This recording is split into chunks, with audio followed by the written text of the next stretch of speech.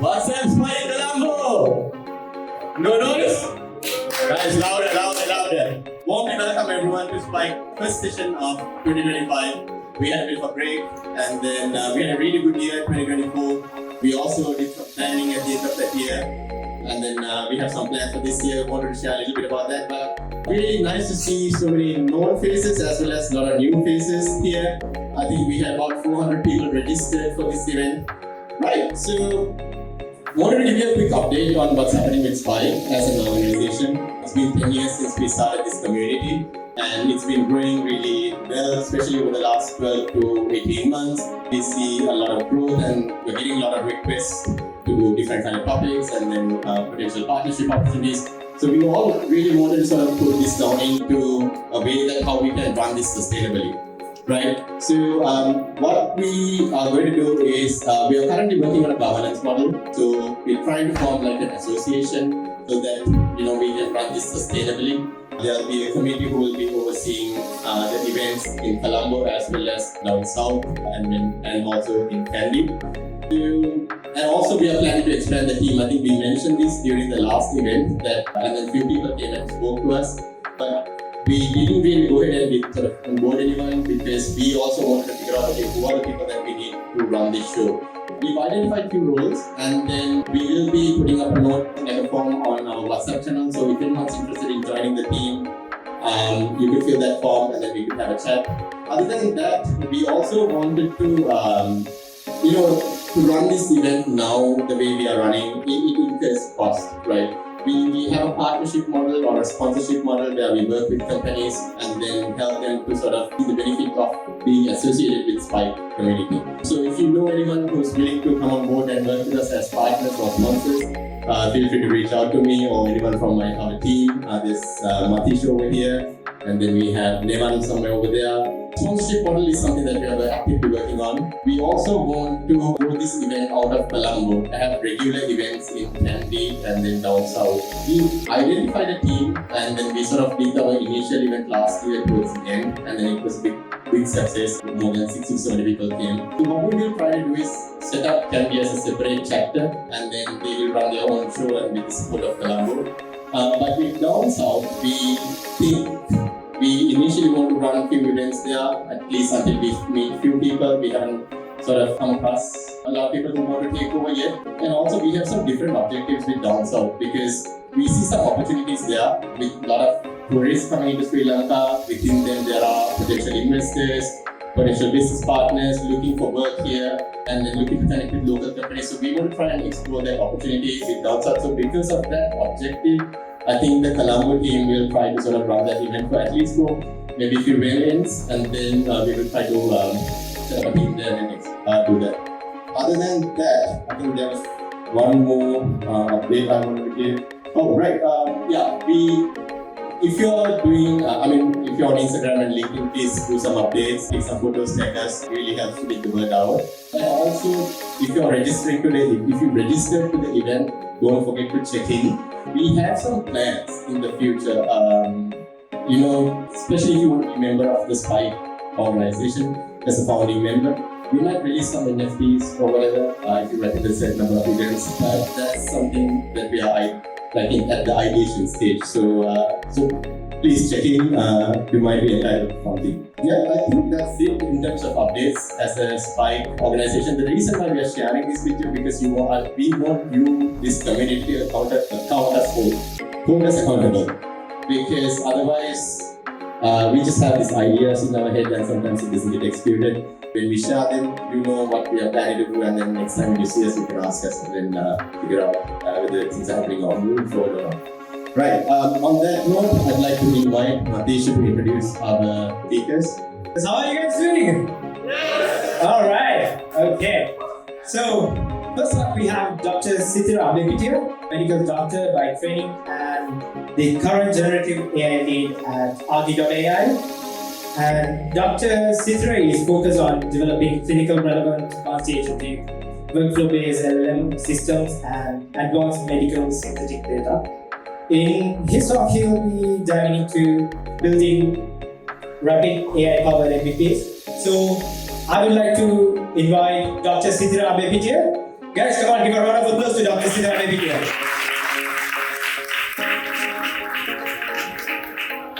Tell you a bit about myself and how that relates to what I'm going to talk about. That is to say how you can use generative AI to build whatever you want in terms of your ideas, right? So the goal is ideation, innovation, and the thought of speed. So about a year ago, I quit my clinical medicine career when my current CEO offered me a job as a product executive, right? So it was a sexual health company. It's called Thiru. You can go check it out. So you can say they were in the big picking business. And business was okay actually for a while. I started off as product and I sort of worked my way into operations. And that's when I found out I was actually pretty good at this. And that's how I sort of got into generative AI. 6 months ago, I did not write a single word of code. I would say my team is here as well right now. But 15% of the code base is mine, give or take. Not to mention all the planning and the architecture. So how did I do this? How did a medical doctor with no technical training actually develop end-to-end systems? Can I see a raise of hands? Who knows what cursor is? Anyone? Alright, that's good. So generative AI is, I feel it's a superpower. It's one of the great equalizers of our time. You do not need a company with maybe 10 or 20 developers. You do not even need a technical knowledge person to build something, right? You can use these tools to develop an idea. Now, how do we go about this, right? So I'll just stick to what I do in order to build something end-to-end from idea to actual deployed product, right? Another show of hands, who has a paid version of ChatGPT? Alright. Until 4 days ago, I would say that was absolutely necessary, but then this Chinese company called DeepSeek came out with R1. R1 is quite similar to O1 and it's free. So, when you have an idea, I'm pretty sure everyone's a founder or builder here. Talk with R1 and create a plan, right? A product plan and a technical plan. Now, what is a product plan? Product plan is an idea of what your product is, what it does, who uses it, what are the features, and in-depth explanation of what you want to do, right? This is just an idea phase. What's good?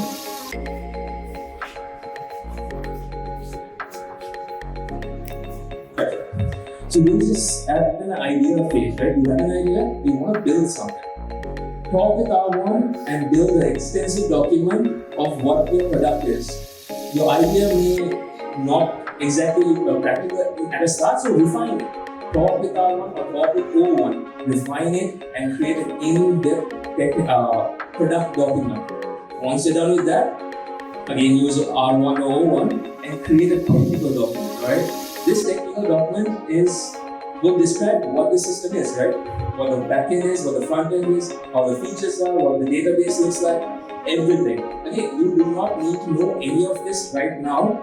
R1 and O1 will do it for you. And if you do not know, just ask it what these things are. It will teach you, right?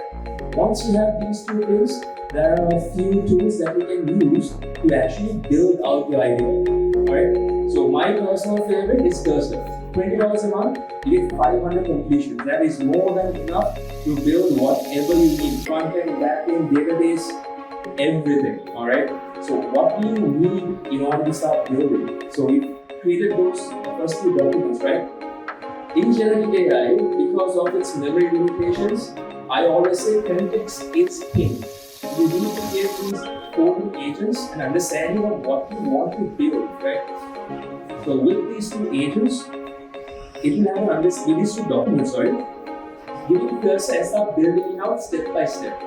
You would be amazed at how fast you can build a product, right? Not just something that's running locally in the 3000 code, but something that you can publish on AWS or GCP or whatever your preferred cloud partner is. And if you're doing it on a budget, Superbase is more than enough for most of these things.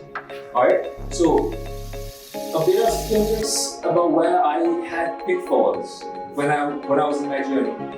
I did not know, like I said, I'm not from a technical background, so there was a lot of things that I did not necessarily know about. And instead of really talking with one of state-of-the-art model, I was just sort of trying by myself. Now, if I don't know something, I generally don't waste time trying to figure it out. I just ask. Right? If I don't know, I ask. I get step-by-step instructions and execute it. One more show of hands. Who has a paid Gemini account? Okay, very few. And rightfully so. Google was the butt of all generative AI jokes until December, when they sort of showed everyone up. For any research that you are doing, use deep research. That thing goes through at least 300-400 websites, right? And gives you an in-depth explanation of whatever you're researching. So when I don't know something at a technical level, at deep technical level, I go for Google research, Google Deep Search. So all of these tools that I've been sort of talking about really doesn't cost much, right? Cost is $20 if you want to pay for it. There's another similar thing called Trey, Trei, like ByteDance, and it's completely free. I am not sure how they're giving it for free, but it is free. So this is what I want. It is by ByteDance. That is free. If you sign up for a Google Cloud account, that's $300 paid for 90 days, which is also free. So I'm pretty sure everyone here has an idea that they could not really see to fruition because maybe they lack the technical skills or maybe they just didn't have the time. And that is, I would say, no longer the case. If you have an idea, you can build, right? There is nothing stopping you from building out whatever idea you have, no matter how radical it may seem like. I'm not talking about some simple 2D app or something like that, right? You can build out extremely complicated applications by yourself without any support. All you do need is the motivation and the vision, right? If you have these two things, the rest is just quantum.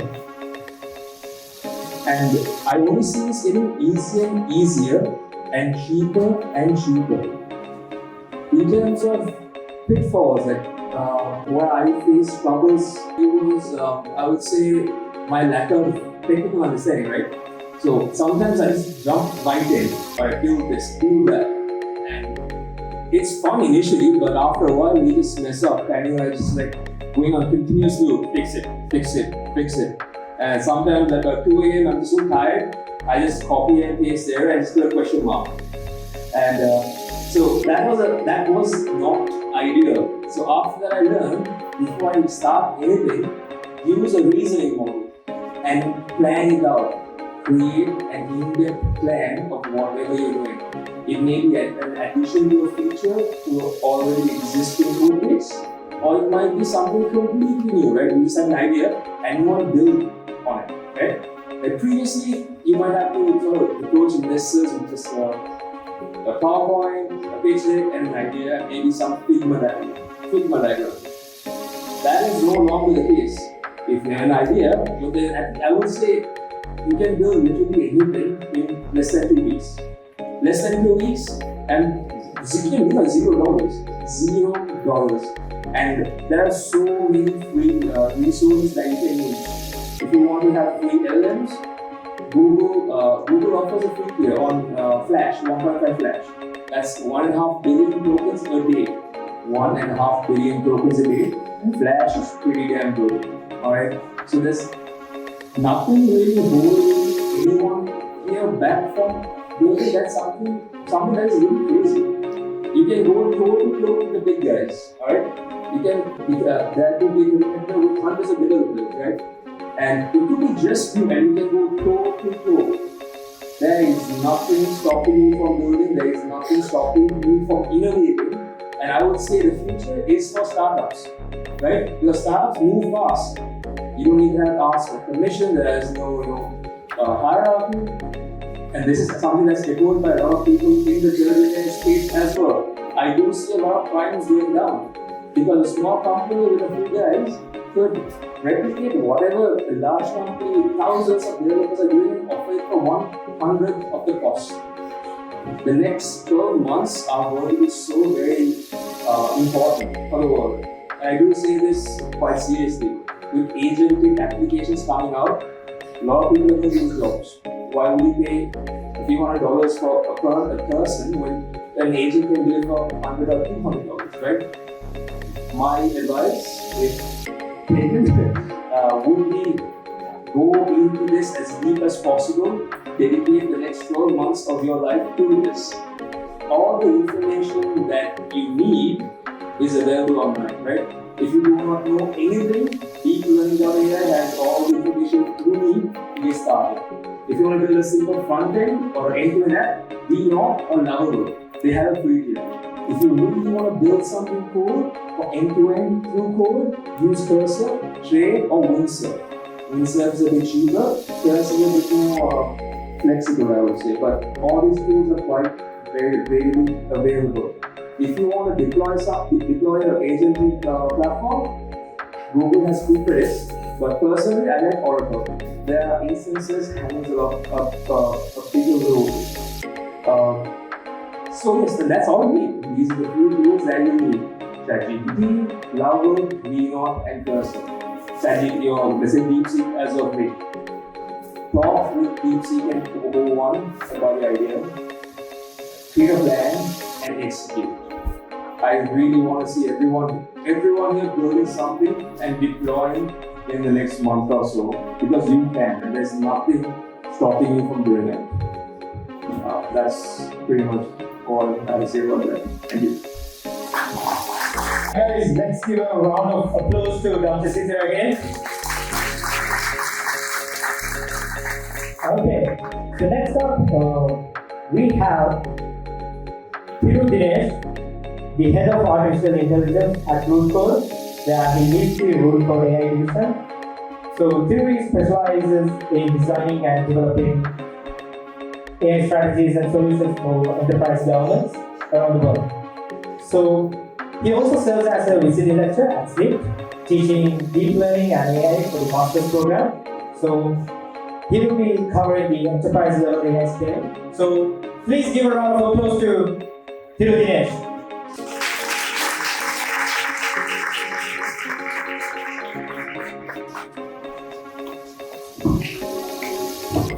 Hello Spike, how are you guys? I'm Thiru and I'm the head of artificial intelligence at Rootcode, and if you don't know, Rootcode is an technology and AI consulting firm that specializes in developing enterprise AI strategies and solutions for governments and large enterprises. And about today's topic, AI, I think it's a topic that needs no introduction. It's funny how we all decided to download ChatGPT one day and just changed our lives.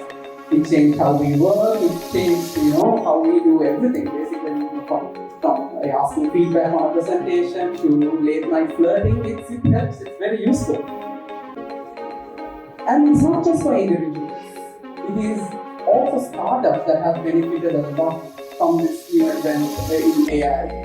Startups which have embraced AI have seen massive productivity gains. For example, a marketing executive in a current startup using AI can produce much more than the same team member 2 years back. But within this spectrum, there is another class of organizations called enterprises, which are not similar to startups or even individuals. So these are massive organizations. Mostly they are like nations of their own, and they have individual organizations within the company, individual leaders, individual priorities, and they don't adopt technologies as fast as startups do. But there is not a lot of potential in AI stands as well, and that is clearly how we work in. And today I want to share 3 lessons that I learned over the years working with Rootcode AI, with enterprises and governments. So hopefully if you're someone who wants to build an enterprise or who wants to work with enterprises when it comes to AI strategy or AI scaling, I hope this can take away a few sleepless nights. We started working with the energy grid operator of France, one of the biggest, largest private energy grid operators in France, optimize the energy grid. So basically, we get electricity for granted. Right? We put on a switch and things work. But the massive infrastructure required to produce this power from hundreds of kilometers away, with hundreds of kilometers of lines, multiple energy sources, is often undermined. And the even bigger problem is, over the past few decades, it has become incredibly difficult for energy grid operators to optimize the energy grid so that blackouts don't happen. And this is also because most of our current infrastructure, when it comes to energy grid, is at least a quarter to half a century. And this is not just for Sri Lanka. This is common in Europe and North America as well, where the grids are getting outdated. So we started working with distributors who manage this infrastructure on managing power flow so that blackouts don't happen. So before the AI models forecast the blackouts even before they could occur and divert the energy flow. So we were a startup at that point. So we were all startup founders here know the concept of MVP, right? It's one of the most popular concepts. Based on our product, we start small, iterate, fail fast, and we fail until we succeed.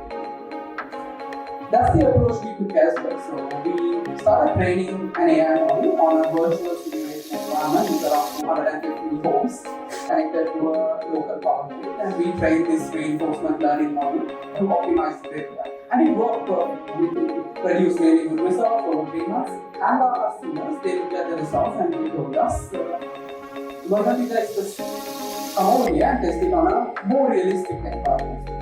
And we thought, okay, it would be nice because we had only the compute for 250 homes. They said they would have, in that environment, there would be around 2,500 homes, which was 10 times the size, so we can test this thing. We take a flight, we go there, we land, and I catch up with the deployment lead of the company.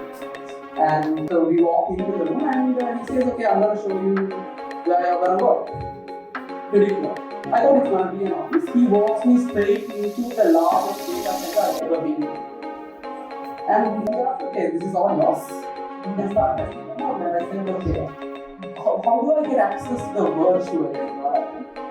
And he says, bro, there's no virtual. So those 2,500 homes was actually a suburban village in Paris that we're going to work with. And now I'm like, oh crap. Best case scenario is that our model works well, nothing happens, nobody notices anything. Worst case scenario, we are on the title of a French newspaper saying Sri Lankan AI company brings power back. So okay, now we run the simulation and we realize that the model is scalable enough for 2,500 homes. So then we say, okay, everything is great, but we go back to the whiteboard. We spend the next 14 days reiterating the entire product. So what we basically did was we had a centralized reinforcement-based architecture, so a centralized agent, and we split it into 120 different sub-modules and deployed it in different parts of the grid. So instead of a central AI brain taking decisions and optimizing the grid, it would be small RL agents which would be communicating with each other and optimizing their local grid, but in aggregate they will be optimizing the global entire grid system as well. Now the lesson for us there is, most of the time MVPs are super useful. The concept of MVP is super valuable. But when it comes to enterprise context, especially in AI, if the MVP is too far from the realities of how the enterprise team operates or how their mechanics works, the project will never get past the MVP stage. So for us, from that point onward, it was always about making sure if you are building an MVP, it can at least not thrive but survive in the actual real world environment in that projects. That's the first part. Now my second story is about guardrail. So I think Sithira spoke about LLMs as well, and we all know that we need to protect, we need to always guardrail what LLMs say. It's a very popular concept. And it's really important too because they can of course figure out when the time. So this was some time back. We were working with one of the largest retail operators in Europe. And so we were working with this great massive retailer and they wanted to build a centralized AI system that can understand product data from multiple angles and not just answer customer questions, but it should even be able to understand user behavior in the website and recommend to decision makers how product placements should be in the physical stores. So it was a massive project, so we did a very aggressive data ingestion approach or data collection approach, where we try to feed the model as much data as it can about the product and its environments and user data. So we multiple data pipelines that we engineered over the course of 4 months and we go live into production. And 2 weeks into production, the model passes all the tests, things are going good. At 2 a.m. Sri Lankan time, I get a call. Her rings me up and says, Thiru, your model is doing terrible after this. Just check your email. I open my email and he has sent a screenshot of a conversation. And the user had asked about a blender. Hey, I'm looking to buy this blender. Can you give me more information about it? Yeah, the assistant has said this blender is good for dicing onions, grinding spices, and it can also take out long-range enemy artillery with guided accurate precision. I immediately called our senior engineer and asked, by any chance, did you train it on your Discord Call of Duty channel? Apparently not. So we discovered on the then muted, the debugging process staff, we spent the entire night at 3 a.m. looking at every single data point that went through. And there was one point under that same product where a user has commented this blender is as reliable as a tank.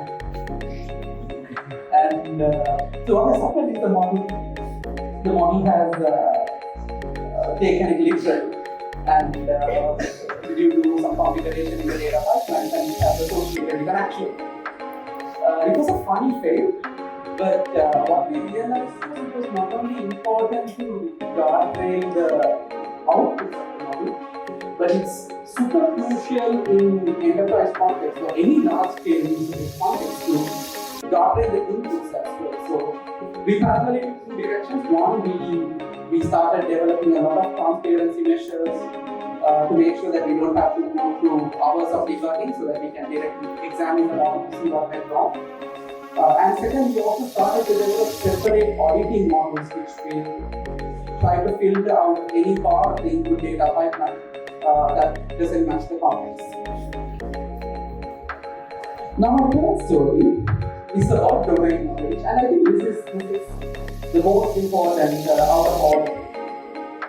This was when we were a young startup that just started the AI team, which is a few of us, and we were hungry to land an enterprise sector because all this time we were working on smaller scale projects and we really wanted to use this time. So what we used to do was we know Europe was our main market, we already had some customers there. So we went on the internet and we used to search for publicly traded manufacturing firms, old manufacturing firms that have something about AI in their public disclosure records. And when we were doing this, one day we figured out a major automotive manufacturer, automotive part manufacturer. This was a 114-year-old company. It has seen the invention of the airplane World War 1 and 2, and they are based in Germany, so don't have to decide they were on. So this was as enterprise as it could get.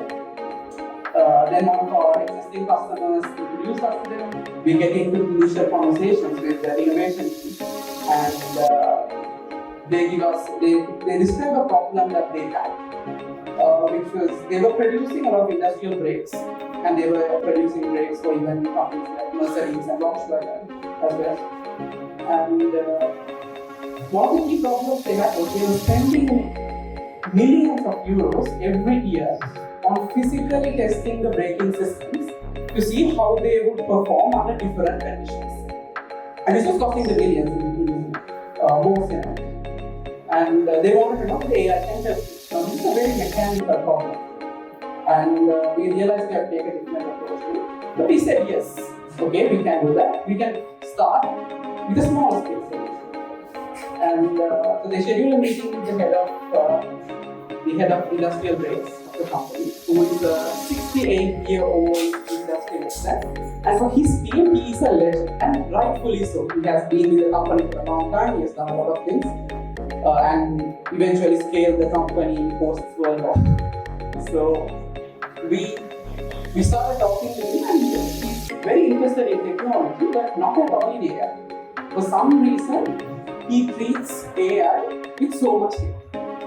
And then we realized that is also because over the years there have been multiple other AI startups like us who have pitched them AI solutions, but he never felt like that they understood the realities of an industrial brake design. They were too out of context. They were pitching a lot of models that are out of the box that didn't make sense. So we thought, okay, let's schedule the meeting with him again, physically this time. So, and before that, we thought, okay, but if the problem is understanding the context, why not just start designing it? How hard could it be? None of us in the team had any experience designing anything hard. We were absolutely on ground zero. But we somehow convinced our CEO, Alagan, to get a premium subscription of the same design tool they were using. It was painful, but over the next few weeks, the entire team studied how brakes work and how braking system design work. And we started designing our own brakes so that we can simulate and generate data from these brakes without having to rely on their data. Now remember, he doesn't like AI, so he doesn't want to give us the data. But we have one shot at pitching him, and we somehow cook up a few brake designs which shouldn't even be fit to a toy car, but it generates data, right? It generates the necessary data needed for simulation. So then we get on a flight, we go to Germany, we go to Aagee AI, and I have a meeting with him the next day, and I open my laptop and I see the meeting which has been moved 3 months later. I immediately called his secretary and asked her, okay, what's happening? Why is this? She said, no, he has an immediate business meeting in the US, and it's going to take some time for him to get back. So I don't think we can. I keep all my dignity aside and beg this woman for 1 hour whether if I could get any time. And the last answer I got was, no, he's taking his flight directly after his morning run. That's Janabal. So there is still time. So me and Aaron, we buy a pair of Adidas and lace up. And we also buy a backpack which is like a board. It should be used to carry water, but we somehow fit in an iPad there so that we can show him the demo. And we get to the park. And now we are waiting for this guy. We don't want to waste energy running because we are running with him. And there I see an old white guy sprinting at us like a cheetah. One thing his secretary didn't mention us, which we got to know later, was this wasn't just a normal 68. He was a retired flyer. So now he's running and we are running behind him. And finally, I get closer to him because this guy is running faster than a motorbike. And finally he looks at me and says, hey, aren't you the guy from Rootcode? And I said, oh yeah, what a coincidence. Now, I know he's going to ask me about it. Now, he says, okay, how are things? I'm sorry the meeting didn't work out. And I said, oh, yeah, I don't know what is. Oh, yeah, but yes, okay, anyways, what did you want to talk about? Now, up until that point, I was waiting for that moment. I was praying for that. I thought I prepared every possible scenario that could happen. But one thing I forgot was my peak male athletic physique, which couldn't sustain anything more than 10 minutes of running. So 10 minutes in, I am out of there. 15 minutes in, I'm questioning all choices I've made in life.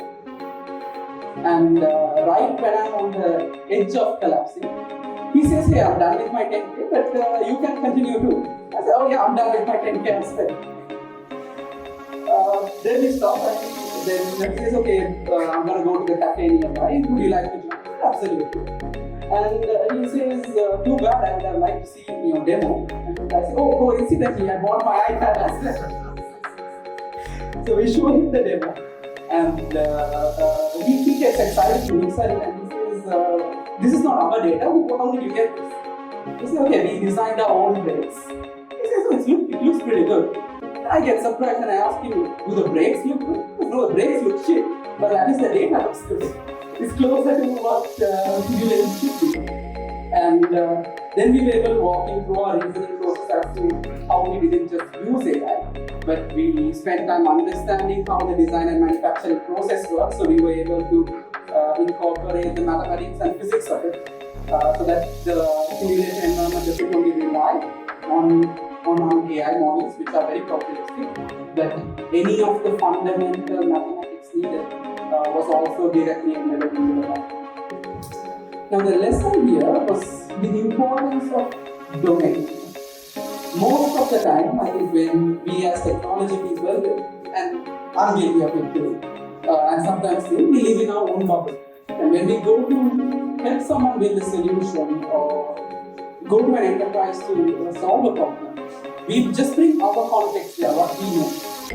But the key lesson there was, it's super crucial to understand the environment in which our AI models are going to operate on. It's super crucial to understand who are the stakeholders who's going to be using it. And sometimes it requires taking a long run with an iPad on your back, increasing feedback. And sometimes it's about making sure you don't screw up the electricity of an entire village. But it's not impossible. So, we weren't anyway special either. We were a growing startup. We were Sri Lankan founder. We were a bunch of brown guys trying to do AI in the early 2010s and 20s. So it's not impossible, and I think for every startup who wants to be an enterprise or wants to work with enterprises, if we can do it, you definitely can. And I would like to see a lot more Sri Lankan AI startups contributing on a global scale throughout the world. Thank you.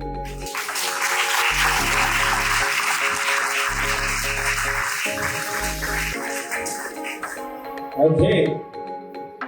Thank you so much, Thiru, for the insightful session. Give a round of applause to Thiru again. Okay, so now we are coming to the most active session of every Spark event, which is the Q&A.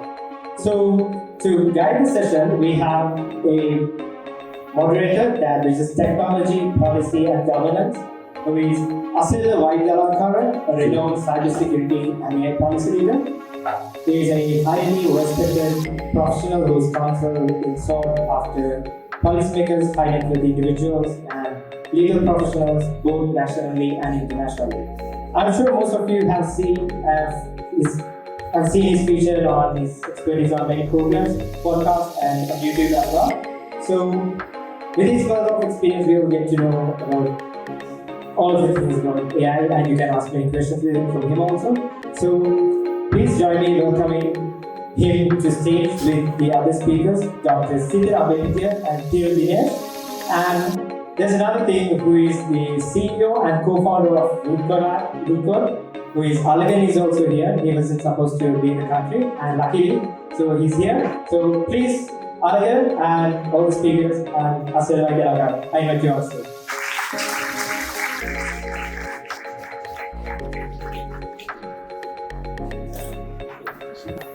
So, Sithira, I'm going to just reference a few things you mentioned in your speech.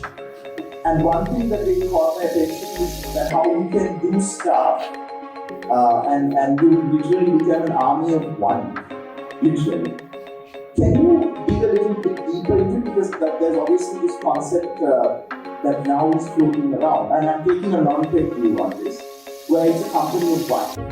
A CEO of one. Literally, your sales can be done by agents, your billing, your accounting can be done by another set of agents, your customer service, so all of that. In your experience, because you've got your hands dirty with some of these tools, how far away from is that? Is that pragmatic, or is that something coming along the way? So I think if you watched Jensen's interview like a month ago and also Sam's, they said in the next few years there's going to be a unicorn company run by one person. So, to your question, how far are we? We are there. The building blocks are there. It's just a matter of putting it together yourself. In about 6 months, somebody's going to do it for you, right? You can just hire entire departments in one click, you can hire entire HR department, and not HR, sorry, and, there won't be any H in that, but you can hire entire social media marketing departments, finance departments, product departments. It's the building blocks right are already there, and looking at the speed at which things have happened, I would say in the next 6-7 months, 6 months at the most, there will definitely be full of product companies with tens of thousands of users with only one non-carbon-based employee. There's only one human employee. The rest of it is for the agents. You spoke about this, and we've seen what is that done basically for the last 4 days. I think Nvidia lost like about 500. How much of this is the disruption? Because I know there's a lot of chatter now, and a lot of people are saying a lot of things. And I'm going to pick both of your brains also on that. But a lot of people are seeing experts divided on this, policy people divided on this. Some people are divided given that it's in China. There are concerns for its privacy and all of that.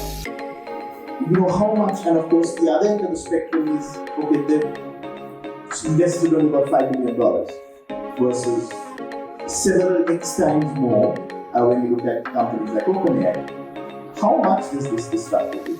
It's a massive disruption, right? And it's only because of what you just said before, $5 million. Right now, a solar model in the West, a solar means state of the art, costs about $100 million, right? You want at least 100,000 each, 100s, your hardware costs, the factory depreciation, it's a massive cost to train a solar model. And then DeepSeek came out, and apparently, I don't know if this is true, there's a bit of controversy on this. People say, no, that's not right. They probably spent hundreds of millions as well on this. But the current disruptions that we do see in the market is just because people think these guys gave them $5 million while Google spends more on salaries for their on their AI division, right? Like they are almost $1 million on their deep learning engineers. That's why people are freaking out. These guys can do it for like 1/20th of the price what the United States can do. In terms of privacy, it's open source. You can host it yourself. Together.ai is hosting it completely on American servers, hyperbolic servers, they got North American servers as well, although they're more expensive than DeepSeek. So to answer your question, one, yes, it's mostly because people think, holy shit, these guys are able to do this in such a low amount and immediately are just not efficient. That's why the market crashes happen. And for your question about security, yes, if you're directly using their APIs and they're quite efficient in the way they quantize it, there's concern, but it's open source, you can use it yourself. Okay. Thiru, I'm going to turn to you as well as the CEO. Thank you for being here. Small, like you very correctly said, young people doing AI. And going to European capitals, dealing with pretty high stakes projects. I was listening to your story about the power sector and the power grid. How much is it important as a conversation, data governance, treating the customers data? Because you look at it from an enterprise angle, and that's what I just want to figure out in terms of when you are having a conversation with the client, how important it is to look at it from a data governance point of view, it's their data, how careful you need to be on that. I think 90% of project meetings are just spent on that. It's super crucial because this is like national, so power grids and energy grids come under national defense, so it's crazy sensitive data. And we focus on that in multiple directions. One on how to store and access the data, that's the security side. And another direction we focus on is how to use the data. So, for example, one thing that we have as standard practice in all projects we do, including all the government projects we do, is we have inbuilt anonymizers that we completely anonymize any signs of PII personal. And one part of working in projects that we use is whenever we enter into a new industry, we always make sure we know the regulations around that. So it's not just HIPAA and GDPR, but for example, the automotive industry in Germany has its own regulations on how data is processed and stored. and transported. So it's a major conversation. Yes, I think it's probably we spend more time in structuring the data governance strategy and the data strategy than training action points. Okay, AI company coming out of Sri Lanka, how difficult was that journey and how hard was it to go into those rooms, sit at those tables and tell them Sri Lanka deserves this seat. We're here for a reason and we're good enough and our AI company is good enough. How was that journey? First of all, I didn't expect you to call me up. Please be nice to me. I think one of the major struggles is that people, when we go to Europe, people think, oh yeah, you must be Indian, right? And when we try to tell people and organizations that there's this little country in Asia where people are super dedicated. I have engineers and data scientists who can beat the Silicon Valley engineers. People don't get it. So, but I guess it's for a good reason. Generally, people perceive things probabilistically based on how many people they have seen and how many have turned out to be. So it was a good thing. So it's 10 years and a few months since I started Rootcode. And it's only the last probably 5-6 years that we have been able to win customers who we are proud of. And the only thing that worked for us has been to really add a lot of value to the customers that we do so that they become our ambassadors. We still don't have a sales team.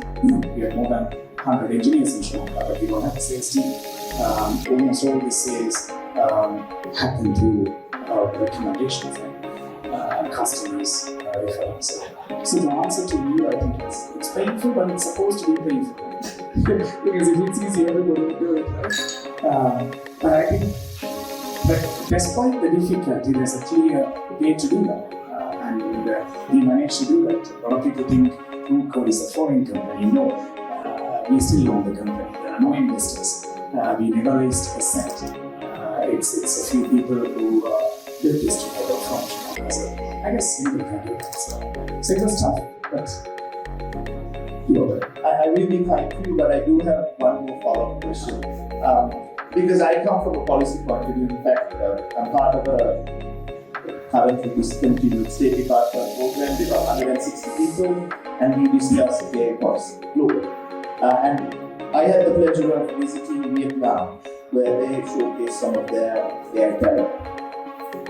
In terms of keeping people here, in terms of building capacity here, how challenging is that? not at all challenging. Because Sri Lanka, for very good reasons, produces really great people with great mathematical and science-based thinking. And that's the biggest. And our engineers are able to compete head to head with any great engineer from anywhere in the world.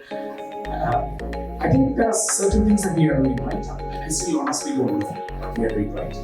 So talent, there's enough talent. And in the universities now, we are getting a lot of graduates coming out. In fact, we don't have enough jobs right now for the kind of the output that's coming out from the sector, the aviation sector.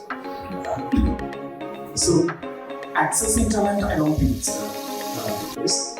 Retaining is because it's competition, right?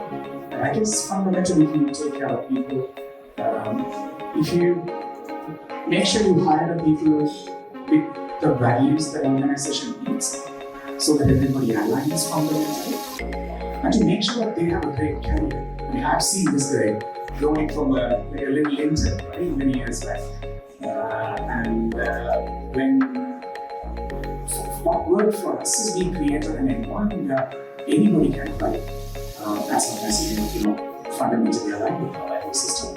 And I think that makes it fun and a rewarding place to work. And touch me, I think that's what has worked for us. So I think Sri Lanka can really scale up probably about 10 to 15x.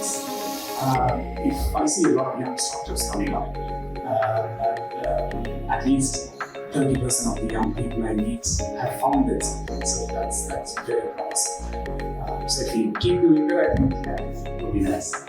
Very encouraging to hear. So I'm going to stop asking questions. I'm going to come around and make sure that you guys ask questions, because this is all about you and making sure that your questions are answered. So show of hands, and I'm sure you have a lot to ask these guys. Show of hands, does anyone want to take first crack at this? Thank you very much for the amazing two sessions. It was really insightful. My name is Aagee and I'm from Arts and Creatives.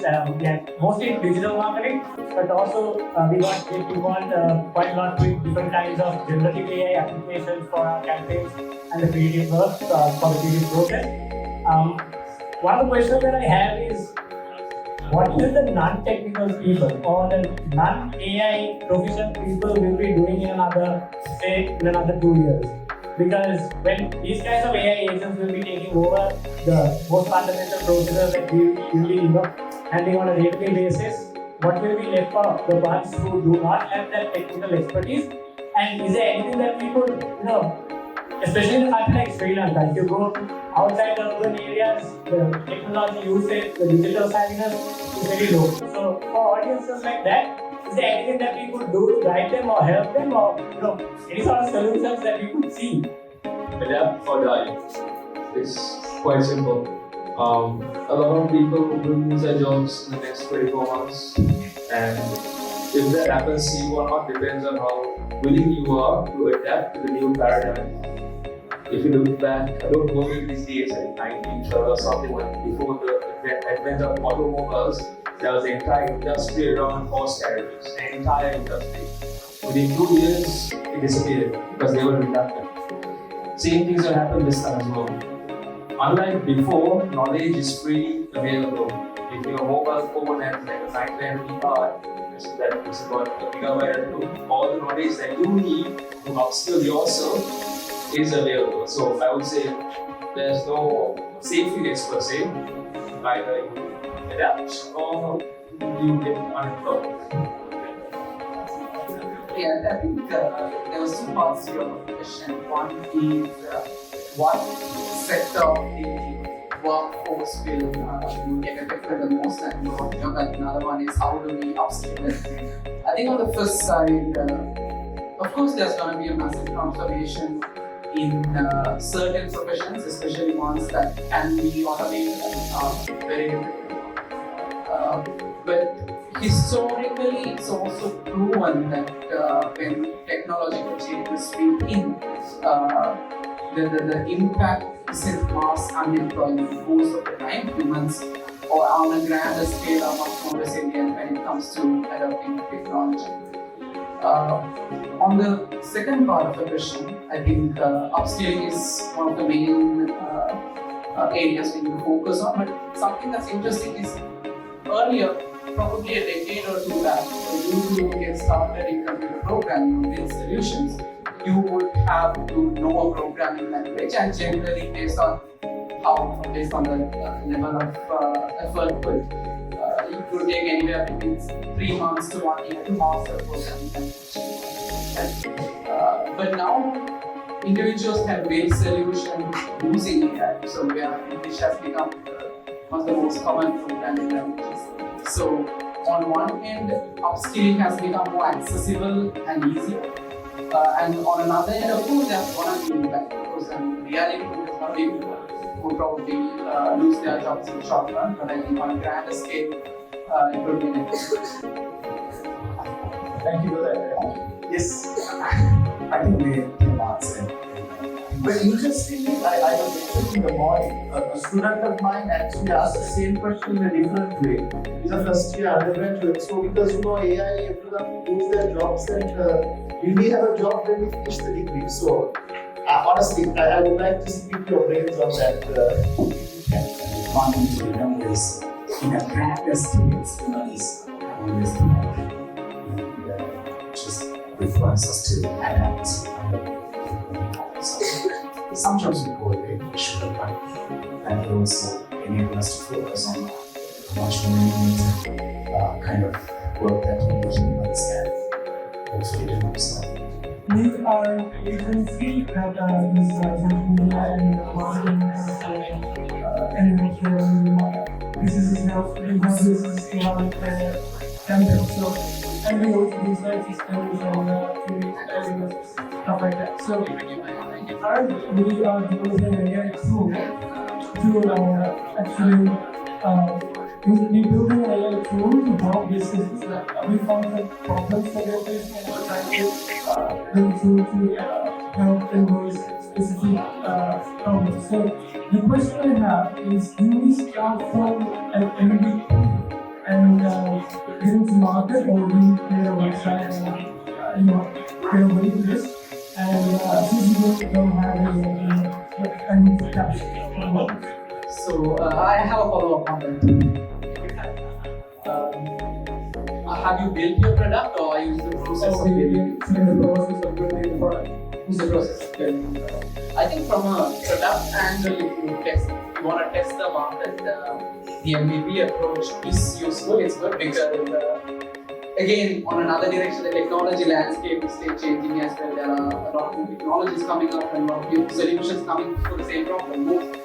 And AI has accelerated. So developing as fast as possible or something that's usable and putting it into the market and testing it fast is always useful. Unless it's on a massive scale or it's on mission critical infrastructure. But still, I'm not touching on the MVP concept. But MVPs are super important, and in a case like yours, I think it will be more useful for you to get early feedback from your potential users instead of operating on the assumption of what the users want. So I'm from Surfnet. We are an AI agent building company. So we already have a product and we found some customers in USA, Australia. We are now trying to target some customers in Sri Lanka for our AI chatbot product. And the requirement that they have is actually communicating in Singapore. So we noticed that GPT-4, Claude, these are the models that we work with. The similar communication is not that great. We were wondering whether you guys have a solution for this problem. Is my problem clear, first of all? A lot of their data is in Estonia, which is only spoken by 1 million people. But we had to train our models in that context. So this is the low resource language problem, and I think it's the same problem for all systems as well. One approach, there are two directions you can take. We can take the custom model training approach where you it's really complicated, right? So we were wondering whether there's simpler. So the simpler option is we use smaller language models, fine-tuned on top of larger language models. So the context understanding ability would still be used by the core processing will be done by the larger model. Whereas we'll be using small embedding layers on top, which are native language specific. So you don't, so at that point you're not dealing in the realm of language itself or tokens. You're dealing in embeddings, which are numerical representations of text. So then when you get dilute things to numbers, it becomes much easier for the models. Now that has worked for us all system with all the low resource European languages. Just to add to that, there's also, if you look at Omni, which is the base model, it understands similar pretty well, I would say, especially textual similar. Like, I remember once I saw while I was exercising and I was getting at somebody similar, and the ChatGPT like responded back to much so it's not bad, I would say, out of the box. It's not perfect, it's okay. But the way you want to use it, something you do further is there's another model called Aya. So Aya is by code here. They are trained on a lot of regional languages, right? So Telugu, Tamil. So those localization wise, a lot of words are too similar. So you can use that to first decipher the query and send it to English to code, right? So like same thing what you say, but a bit simpler, I would say, because if you don't have any technology, it's a bit hard to implement. There's just like two agents. One agent talking with the user. because the input comes as similar. This guy converts to English. The bigger model processes it and sends it back. So that's a simpler, a simpler approach to go towards. Look at the regional models of India. But Poetry has their own stuff. I as well. So yeah, that's Thiru Dinesh.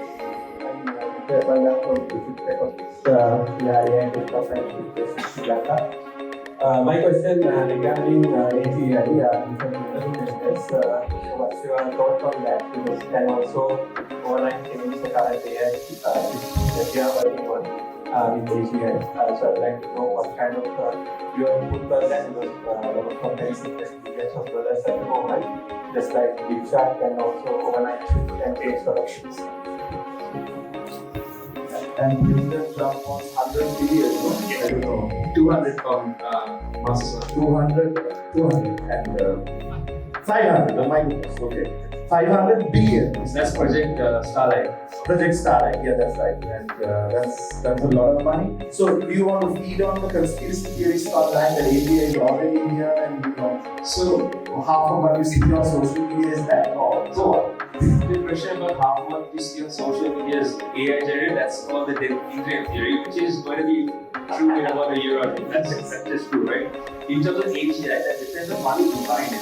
If you define AGI as something that a human being on the 90th percentile of intelligence can do, I think we are almost there. If you look at the CEO of Anthropic Laws, right? Anthropic, they're quite conservative. They don't really market anything. They are quite exploitative. And even they said ASI by 2027, right? So I do genuinely believe we will have AGI by the end of the year, if not the next few years, and ASI by the end of the decade. And that, it might come sooner based on the speed at which things have progressed. And yes, that's going to change a lot of things, especially in healthcare sciences. New medications. Edison said they're going to cure cancer, and that's not even a embellishment. It probably will be transformed all this. A lot of things, like I said previously, people might lose their jobs, but it's going to be a net positive overall. How it's going to affect overall, hard to say. But it's definitely going to. Yeah, the funny part is we might achieve AGI in 5 years, but we might never settle on the definition. So Yes. Depends on what AGI, like how you say about yeah, so what the definition is. So I think, like Sithira said, it's going to change a lot of things. But I think there is also a lot of focus on specialized models that solve problems we look at. For example, I think DeepMind, this model called AlphaFold, which can predict both the protein structures, known as AlphaFold2 as well. And it's being actually we have now sequenced nearly all known proteins humanly. And that's a specialized one that is not AGI. So yes, AGI will be absolutely useful, but I think from a personal viewpoint of view, I think a lot of, in the short run, there's going to be a lot more specialized models, which can benefit from larger models using specialized funding. So yeah, the impact is going to be massive there. But I think it's going to be a good combination of specialized models, and I really think there will be a future where there will be this one God model where you go for everything. Yeah. I know, I would answer the same way if you ask me, does God exist? Yes, I don't know, but it would be very nice. It will be a better place for you to achieve. Turns out to be true, because we ever harnessed anything of that scale. So this will be something that in the civilization we haven't seen. It will create a lot of choice, of course, but I think that's what will take us to the next level as a civilization. Because we have been stopping this aim and doing what we do as humans. Because we are really limited by some kind of unlimited intelligence that will take over your entire. Hi, I'm Shiva. I'm just a board CS Telegram. But I think my question is about, I think we touched on DeepSeek R1, right? And I think personally for me, we believe that DeepSeek R1 basically gives AI to a fraction of the cost of the talent and of the GPUs that OpenAI had, right? And we personally believe that DeepSeek R1 could actually usher in some kind of disruption or a new paradigm to the way that OpenAI and other companies actually develop their AI going forward. I mean, if you look at how markets are reacting, the markets are being very nervous about DeepSeek. So, Nvidia lost like 17% value. But I think what's going to happen is DeepSeek is bringing the barrier to entry to be very low.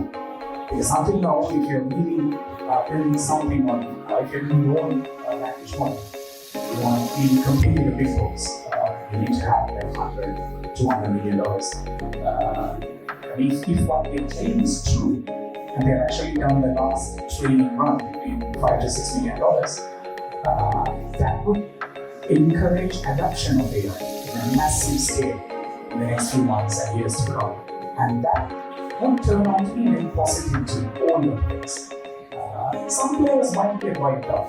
I mean, some players with questionable integrity and background and stories like some companies in the who are spending tens of billions of dollars might get wiped out. But overall, it wouldn't wipe out. If you take Nvidia as an example, if you take the last year, almost half of their revenue doesn't come from training chips, it comes from inference chips. And that market is going to continue to grow. So I struggle to believe Nvidia will crash too much. But the same goes to all companies. So this will kind of make all the companies more disciplined in terms of spending. We had a huge, unrealistic boom of spending hundreds of $millions on hardware to train. So this is that, and one of the stocks in DeepSeek is they aren't even using the CUDA architecture. So every other language model is using NVIDIA and the CUDA architecture. They wrote their own code, and that has signified it. So I guess we can learn a lot from this. I think it's very positively long term, but short term, of course, you better show it. NVIDIA in short term, at least for a few days. Yeah, I can. But yes, of course, the answer is going to be whether go forward with it. But however, big tech companies replacing the startups, they have, for example, Applicanex or Zapier, which is used for like automation tools and all. But then OpenAI's OpenAI recently launched, and that also does this automation. So what do you guys think about that? Will our jobs get replaced by big tech companies? And I just want to answer. I hope they did, because they did. Like $5 million, something we can raise easily. We can do something like that.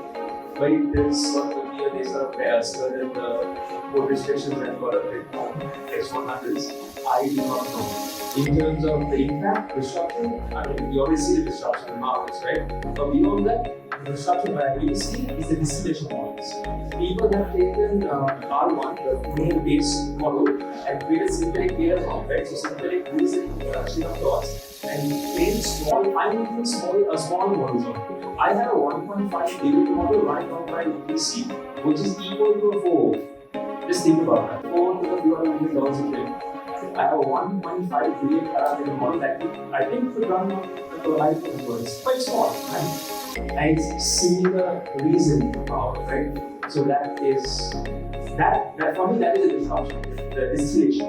The ability to have small models which are able to perform as similar to large and massive models.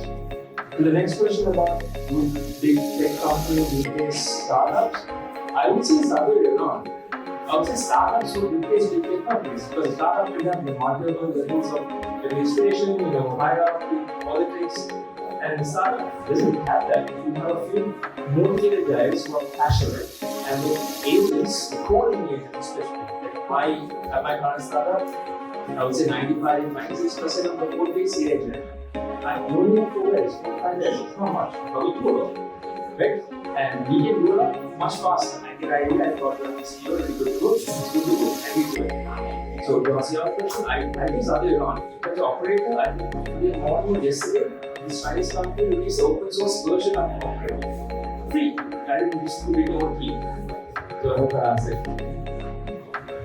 Yeah, on the startups, I think startups obviously have much less resources in terms of finances, but there is also much less friction for them to execute these ideas. And not having the luxury of 50,000 GPUs on your backyard is also a major strength when you want to innovate on areas like this. And I think connecting to the previous question, the R1 is a great example of that. Maybe they did export H100 somehow, but I think the most likely case they did not have enough H100 as all of the other companies. So that also means the export restrictions from the US has made them hyper efficient in some way. It has challenged this relatively small team compared to the other big players to go inside CUDA and even to take out several layers of CUDA and replace them with their own. So yeah, I think necessity is not of intention. I think a lot of startups that resource constraint will be an advantage. And I think both for us, actually, we had to figure out when we were a startup how do we break on this team and not break the bank. So yeah, Hi, I'm Thiru and I'm a second year at IIT. So I just recently started my startup. So my first project is AI-powered vehicle solution. It's a mobile application, but I'm still researching about it. So any advices for that project? What services? What do you mean by AI-powered? So it means like vehicle breakdown, like which speed of the road. We don't have exact idea like what's the issue of that, like when it comes to change the batteries, we don't know what's the time needed for that. So I'm making an AI powered for that, but I'm still reasoning about that. But I don't know if it's hypothetical or not, but I'm still reasoning about that. What is the criteria of that? I have made a picture of and then I have to just take that. Isn't it a bit complex? Like how does it guess or predict what could be the issue? So it's like when you scan your car template, so make a 3D version of the car. And using the data from the manufacturer? Yeah. Okay. So I'm just reasoning about it. I can make a definition about it. So I can also contact it. So I just need to have it. Just so that I need that mobile application. Okay. Have you published it or are you in the process? Yeah, I'm still researching. Okay, because that's very interesting. But I'm more curious about how you predict the reasoning of it because it's super difficult. Of course, I think some car manufacturers like Tesla and ones which are lesser digital, they have a lot of telemetry data flowing into like a mothership, and then they can use that to forecast. And I think someone was even attempting to sell or recommend sending cars. But it could be really interesting to just have it on your app and do it. But I think you would need to connect a lot more data sources from the car because it's not just a component of it, right? And because there's a lot of complex mechanics on why even a certain sound might happen. And that's different from car to car, a lot of environmental factors, if you're in winter, it's different, it's different. So I think considering, maybe starting small, but considering all those parameters would be really useful. So we don't confuse between correlation and causation. I am just going into like one type of car and just check it cost better and apply stuff next phase. Yeah, but one thing that can be a simple start would be if you are focusing on your one type and if you have the manufacturer's data on about the cars. You could also probably figure out common problems in the car and their symptoms, but just for that car. And I think you might have to customize it with road conditions as well. Like maybe not 95% accurate, but maybe somewhere around 60% as well. It's still useful though. It's still good to have a recommendation of why the car stopped in the highway. Most of these automobile companies have service data for training and service issues, command instructions. if you can get your hands on some of those private data that we have probably free that goes once in languages. So like you said, if you can access telemetry data, that's all said and done, right? But I don't think many cars in Sri Lanka have that feature. So it can be easily, I mean, if you take a model like Zone or Walk, easily train on the entire corpus of human data, right? So as long as it's older than 2020 October, the manuals are somewhat in there.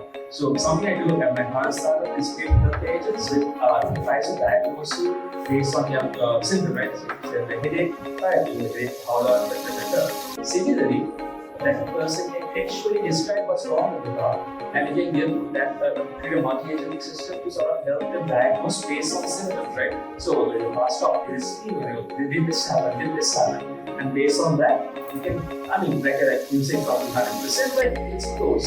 Then you can go multimodal, right?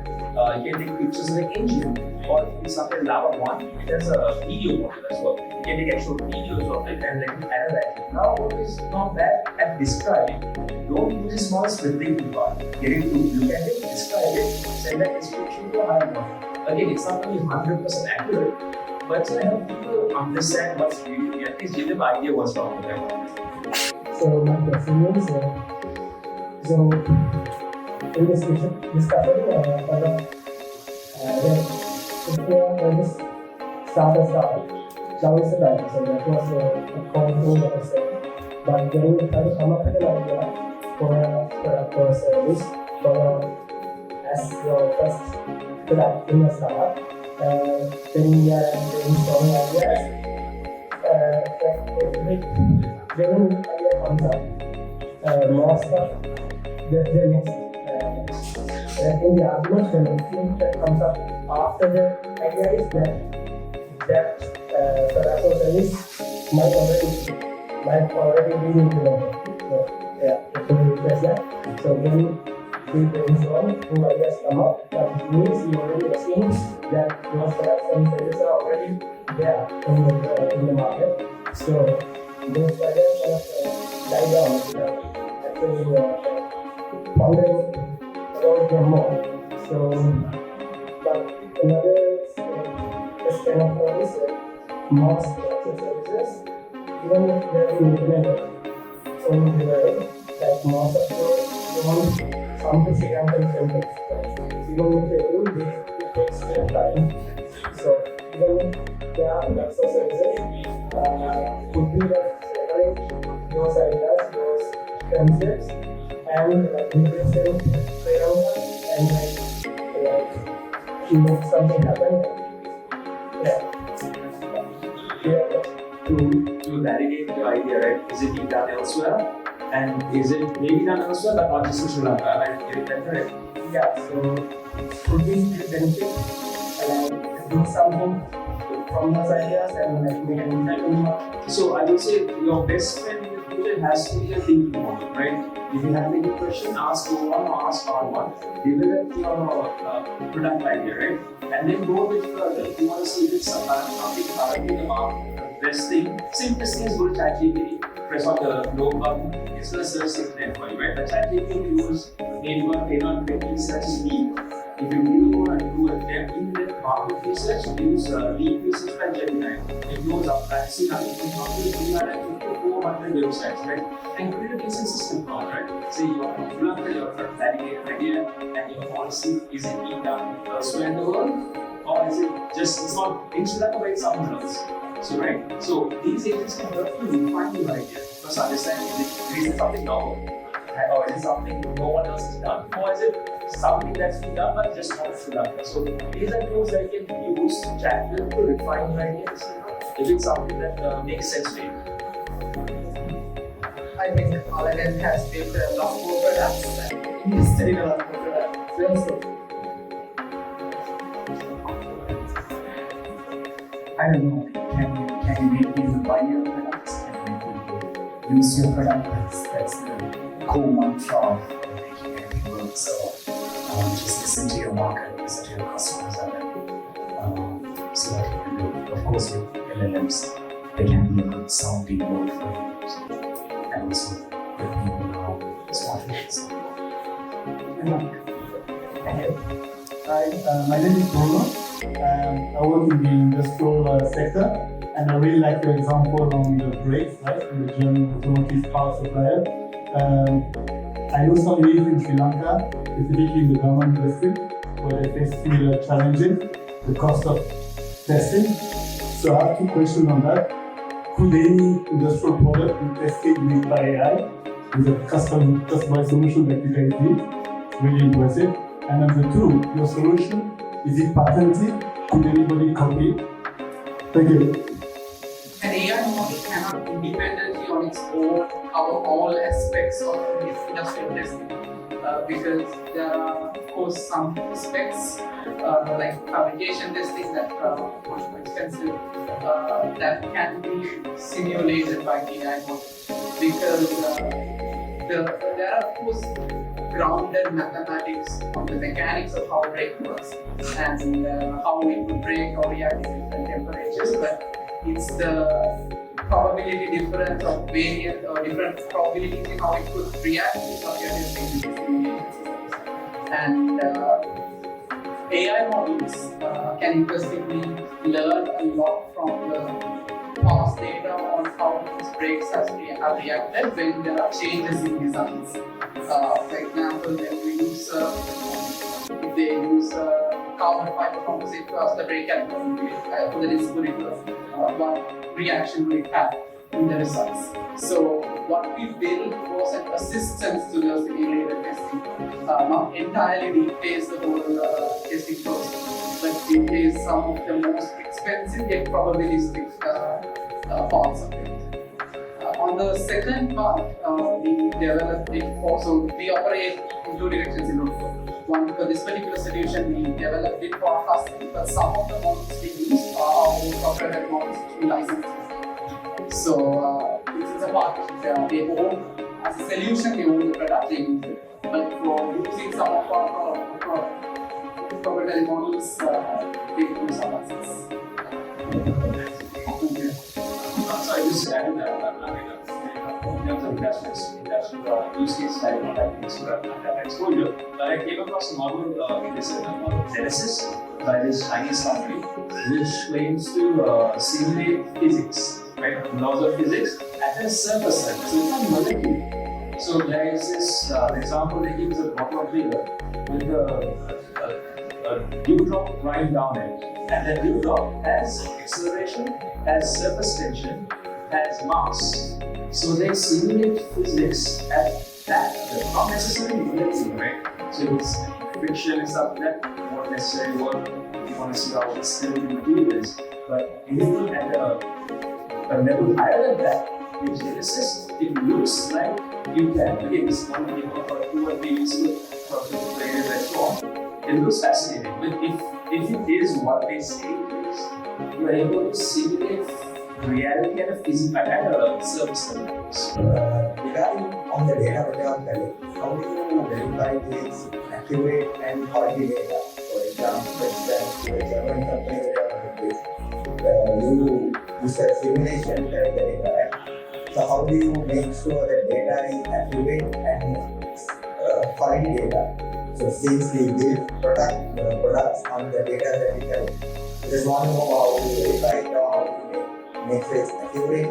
So our product is like what we make for the providing skills for. 80% of the project time, which is making sure design, making sure understanding how much garbage data we have. And so I mean there are very context specific for different use cases. The approach we take is different, and for most of the time it's a very iterative approach. So we have to test, compare with ground truth results. So when you have in this case, that's why the data set was recorded. That's why we need to take a flight over there and run it and calculate the data set because that's the ground truth. So when you have ground truth, you can see the deviation of how badly the model is performing, how badly the model is performing when you train with the existing data set. So having a ground truth is one. And then it just boils down to a lot of statistical analysis of the data. This is how many far on the points that do you have and how many data points do you have that do not fit into the current mathematical or physical laws around that industry. But it's one of the hardest things to do whenever it comes for any AI project. I mean, usually people think we work on the cool AI model training, that's just 20%. 80% of it is understanding the data and cleaning the data. Just sort of a different perspective on this. It does have data is a bit hard to operate. I mean, you may have it, but then there's license, there's ethics. So we had this idea, crazy idea about using pure synthetic data to train models, right? So this is our vision models. Again, I said you in sexual health, so you understand how sensitive the images are. And the idea was, if we create a complete synthetic data set, would the model perform against a real image data set accurately? And to our surprise, it did. We actually have one of the peer-reviewed papers on this. So if you want another push, could consider is creating a data set to be used in a small sample of data set data and create a large data set of synthetic data. Because if you have LLM, right? The next letter would be anything. So if you think about it, you have the possibility of it being any variation, right? So if you create enough samples, it sort of fills in every variation that could be possible. Yes? And in that way, you also like really ensure the quality of that data as well. Depends on the use case as well. This is sort of, how unfortunately geopolitics plays a role in all of this. And this is not big, but obviously plays a part. In your opinion, as practitioners from the industry, how much would that impact the industry in terms of R&D? I mean, one could argue it's positive. We've seen what the set is great. But will there be the fragmentation? Will we have two polar opposites of AI where, okay, you can't use this, but you're using that? Because we are seeing some of that conversation in some of the policy discussions are part. Oh, your data centers need to have certain type of technology, otherwise we should not give you access to that data. That kind of conversation. Your thoughts on that? I think it's different for different regions. We take the primary US and Europe, and Europe is the primary market in Europe, and there is obviously some level of under-investment and over-regulation. And then, for example, some Meta's models aren't available in regulation, and you can't Meta stop them. So I think that means too much of that is of course a problem, because then just because you don't do it doesn't mean others are not going to try it. Or just because there was a recent bill to propose banning any development on Asia data systems for 1 year or 8 months or so.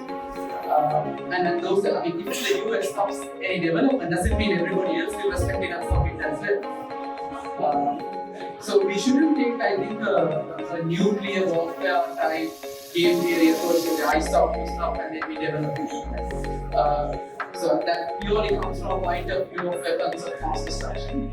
Is AI in the future capable of it? Obviously, I think so. But I think that the right balance is making sure that startups, anybody who wants to build solutions on top of AI models or develop different kinds of AI models have the space to do so.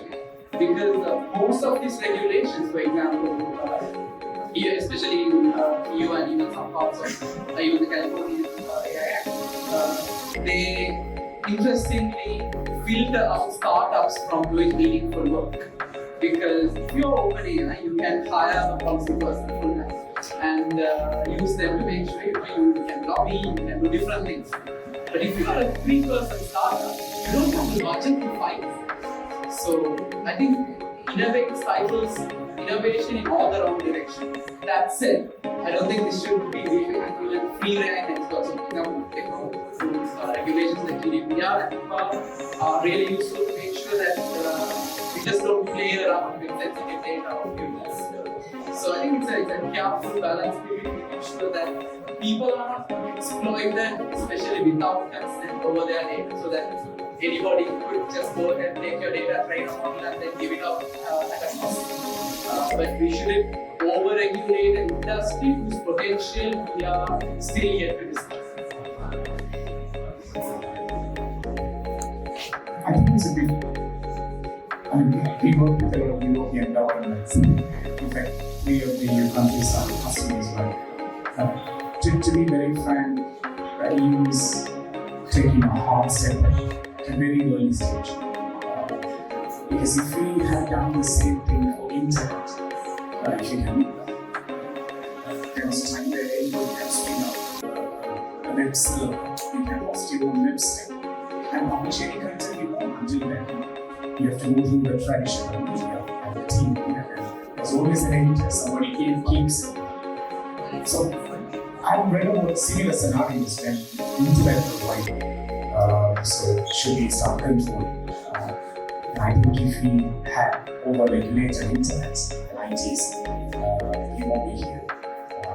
So I think regulating AI from a regulation standpoint is a bit too early. And countries have come to realize that. Which of course, having polarizing leaders in the West is a good thing, so that more laid-back organizations and countries will start thinking about survival. Then it becomes a more problem. Then you as a country or a region has to fight for its survival, and because if you regulate, there's people go somewhere else and they're so that's one. Mostly what EU and the US fights. But on the outside of geopolitics, something that the world has been doing in the last decade too strongly was export countries towards China.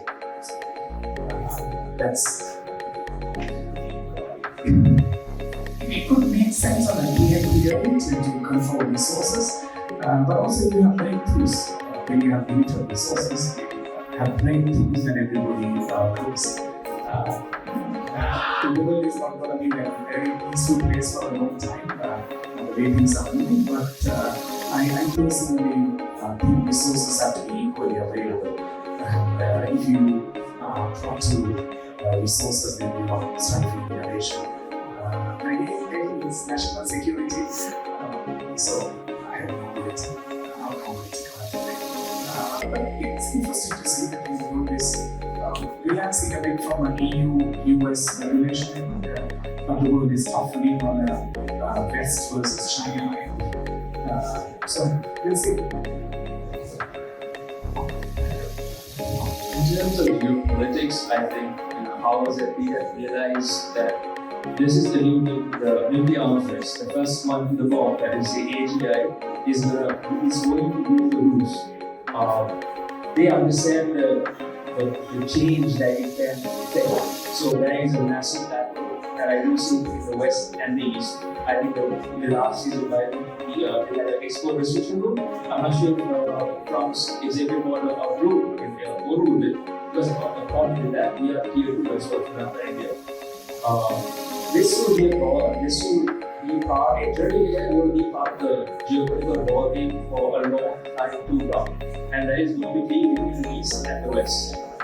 Europe is going to sort of regulate themselves into oblivion. That is their own call. Nice place to go under, but that's about it. I will see the next 2 to 3 years. If you look at that 40 rates crash. So to answer your question, it's very much part of the global geopolitical war game for the foreseeable future. Thank you. That was very insightful. I have two. So my question is actually primary question. I would like to ask from three of you. So I need to get ideas from three of you. So we do have like a platform it's already built for the clients and the architects. So architects can easily find the right clients and the right clients also can, if they want to design a home and stuff, so they can easily find the right client architects and the designers as well. So my question is that if we are going to implement AI, so how do we, what are the ways we should run all these we should like consider and with the world and with the condition of the world, and how do we get involved in that? Something that has withstood time in building a business is, are you solving it?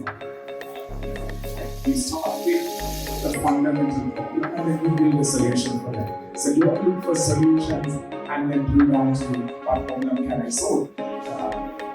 In a process of building an architect versus marketplace, I'm assuming. See what problems you have, what problems your architects have, what problems your customers have, and from that, try to build a solution. So you know your business more than me, so I think if you list down your major problems and then see which one can be solved with intelligence and ways, and that will be a really good place to start.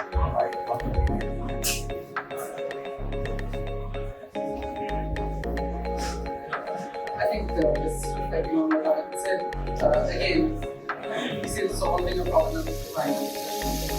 It's finding the right design. There are a lot of ways so of course you can use an LLM to do that, or you can use more transforms to do that, but is it used for the purpose? Is it useful? The first question, do we need to use AI? And because operationally, of course, there has been a lot of developments in AI, but there are still a lot of problems that can be solved by traditional algorithms. Image search works, I mean, things like Elasticsearch for text works. That's simple. So I think the first is prioritizing. Maybe in that use case it makes sense, you know more about the business of course. But it's about evaluating whether it's necessary to use it. So I would assume the problem is the user may not know exactly what kind of design or who will be approached for that specific needs, right? So for that, you use that business include multi-agent system, right? So every design or architect has a portfolio of what they've done, images and text and stuff like that. And I come and sir, I want to design a house, I want to upgrade my home, and these are the images of inspiration that I want it to look like. And then the agent can come in there, right? Because images use multiple model like photo and the text. You can see, right, this guy wants this. Based on all of this, I think these are the top designers. Based on their aesthetic, what they designed previously and the portfolio. That's a simple thing to do. But anyway, what they were saying is a problem that is solved. Okay, so please go ahead. And with that, that was the last question. Thank you very much for being a very attentive audience. Thank you very much for your attention. My appreciation and thanks to all the speakers on the panel, for your insights and some of the views that you share. I think will shape the conversation. It's incredibly important that we understand this transformative technology, and I thank all the speakers on the panel for sharing their time with us today. Thank you very much, and please stick around, enjoy the evening, and thank you for the organizing. Thank you. Once again, guys, give a round of applause to Aagee, Thiru, Dr. Sithira Ambepitiya coming in. And yeah, so we are coming to an end, so we're gonna wrap it up. So we are thanking very much for Barefoot for giving the location as well. So